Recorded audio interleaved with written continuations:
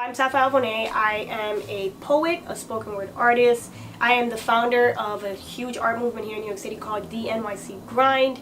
I am a performer, and I'm just an overall artist. I'm a living, walking art piece.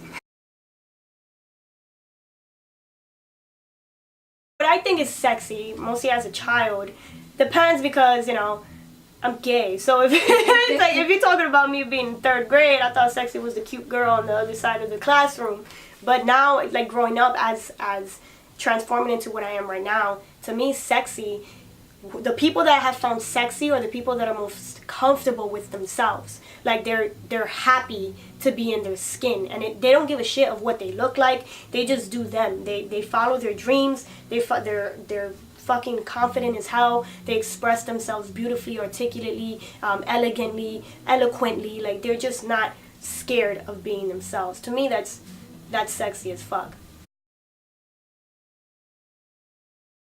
I feel like women who are successful have basically reigned their own kingdom. They've created their own empire within themselves, and it's reflected into what they're doing and how they built their life up.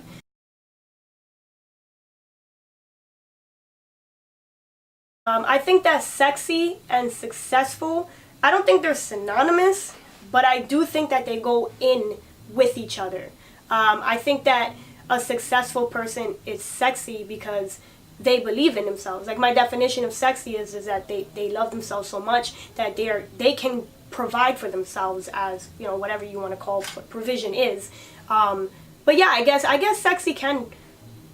I don't think they're the same though. That's a really good question. If I were to say, if I'm successful, I'm sexy. Yes. Yeah. But if I'm sexy, I'm successful. No.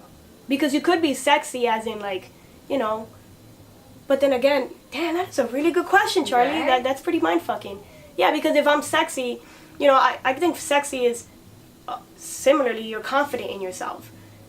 But when you're successful, you're also confident in yourself. So yeah, I guess sexy and successful they go hand in hand, but I don't think that they're the same thing. I think that sexy is more like a body, like image type of thing, and successful is what you reflect onto the world and what that brings into yourself. So you kind of need both of them in some type of sense. Yes.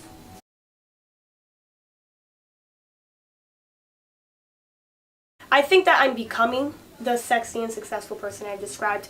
I don't think I'm 100% there. I personally don't think I'll ever 100% be there because, like I said, we're always evolving as humans. Yeah. I love myself. I find myself attractive, both internally and externally. I believe that I am successful, not to the terms that I want to be yet, but I feel like I'm successful because I know myself, and I know I'm very, very confident of where I'm going to be in a few years. And to me, that's sexy because I'm confident of my future. I'm confident of what I'm doing now, and I'm confident about what I have around me, and I've allowed myself to turn into that because I wasn't always that sexy, successful person. I've always felt shy and afraid to talk to people. So even to be able to turn yourself around, to me, is sexy, and yeah, it's pretty fucking successful.